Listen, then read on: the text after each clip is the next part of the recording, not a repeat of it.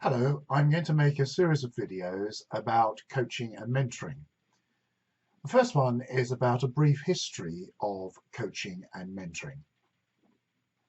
Then I'd like to think about some of the critical arguments around some of the historical claims on coaching and mentoring. Then another video is on definitional issues to do with coaching and mentoring. And finally, I'm going to be looking at what's the alternative to definition. So to begin with, a brief history of coaching.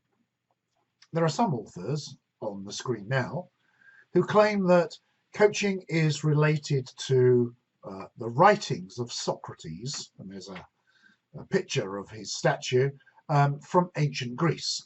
So a number of writers claim this. Some go even further and claim that coaching comes from Stone Age times, and they say that how on earth did people learn from each other about throwing spears and hunting unless they coached each other?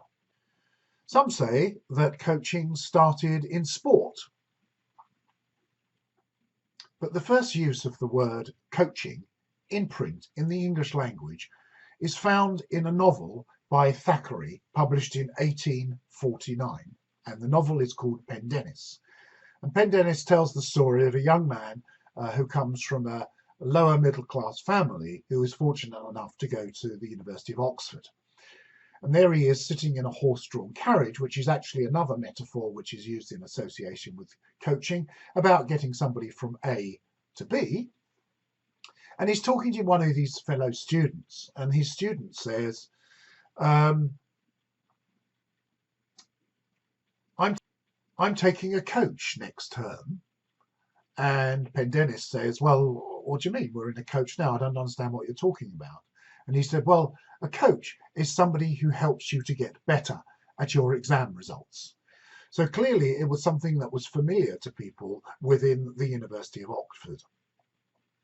But during the 19th century, in England at least, the use of the word coaching started to appear, probably emanating from the University of Oxford, and it started to appear in other publications. It started to appear in newspapers and in magazines. And it referred to things like craft skills. A crew of a steamboat was coached. It looks at rowing, obviously related to the University of Oxford, and they actually question whether or not it's sporting to have a coach cycling up and down the towpath yelling instructions to the rowers. Coaching was employed and written about in the 19th century in scientific labs. It was employed in the sport of cricket, and it was also associated with life skills. So it seemed to spread very strongly. We also know from a publication in the 19th century that the word reflection and the word coachee was first used in print in 1866. So it's not a new word at all. And the birth of modern business coaching is probably associated with the work of Tim Gallwey in a book published in 1974 called The Inner Game of Tennis. And this is actually a very interesting philosophical book, but also it has a strong psychological thread running through it. And it explores the concept of self-one and the concept of self-two. And self-one is the teller, and self-two is the doer. So self-one is what you tell yourself, and self-two is what you actually do, what you enact.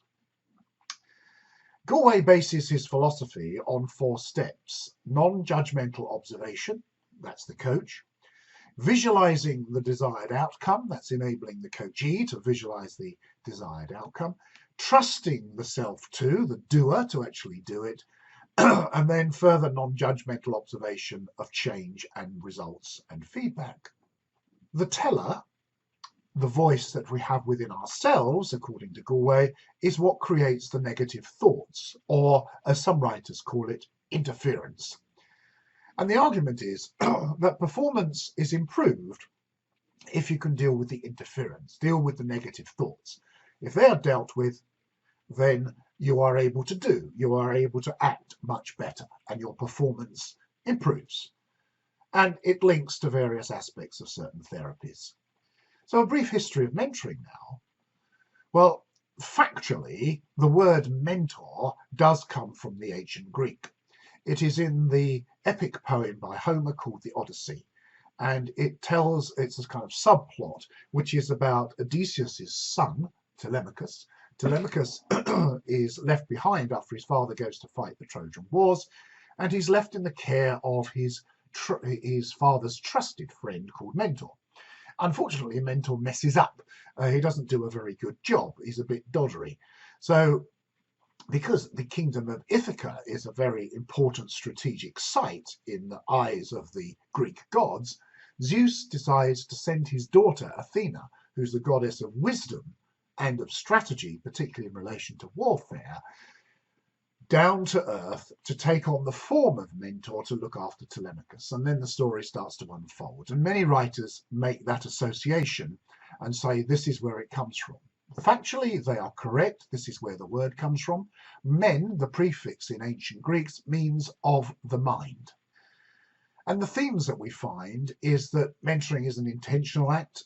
It's nurturing, insightful, supportive. There's trust, wisdom, there's advisors, there's role modeling going on. Actually, Telemachus had multiple mentors, and they all provided support and challenge, and they fostering independence. And it was about the older supporting the younger and giving guidance and passing on wisdom.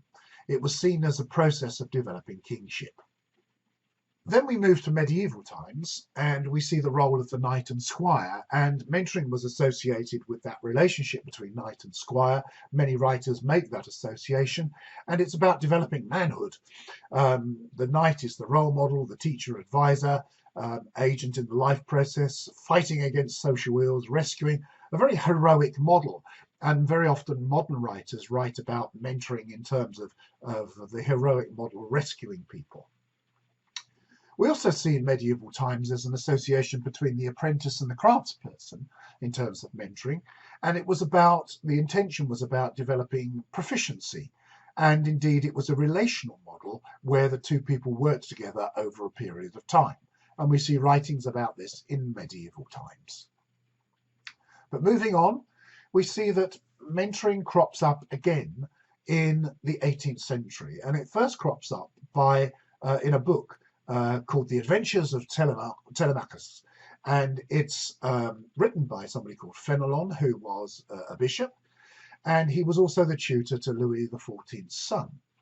And what we see in this story is a rewriting of the Telemachus-Mentor relationship as a kind of educational treatise. And you can see here on the screen now that it's about these various characteristics here. And although the word psychosocial development was not used, that's in fact what it was about. And what that means is dealing with the psychological welfare and socializing somebody into a particular social context. Fenelon's book was a substantial model, and it influenced the rest of Europe. And for example, it was emulated by several other writers at that time. One being Caraccioli, Italian sounding but living in London. Another one was called Honoria, which was a woman who was writing about a woman's group where the mentor Amanda, the female mentor, was supporting these young women to learn and grow. Moving forward into more modern times, we see different versions of the historical development of mentoring. We see it positioned as a love relationship, a strong spiritual, holistic, helping people with transitions relationships. We see it located within the adult development agenda. We also see it as an instrument of social control, government-sponsored mentoring programs, and it does employ the Fenelon-informed narrative about the heroic rescuing of the lost youth. There is also another philosophy which underpins mentoring in modern times, which is coming from the caring professions, to do with becoming human, the hopes and dreams, the egalitarian model, in line with Fenelon's position in his book as well, interesting enough, and it counters this managerialist utility model that we see in the social control philosophy. We also see in modern times there's a kind of radical humanism aspect to mentoring coming through in some writers. It's a counter-argument to managerialism. It's a counter-argument to work harder, get a mentor, get on mantra, which has been very popular in modern industrialized societies. And it emphasizes this radical humanism, emphasizes the humanism, and it's a Fenelon-informed philosophy. And then we also have the person-centeredness type of mentoring, which is about self-regulation, developing awareness, and also we find this within Fenelon's narrative in his book. Thank you for listening, and I look forward to presenting to you in the second video about some of the critical arguments to do with this historical perspective.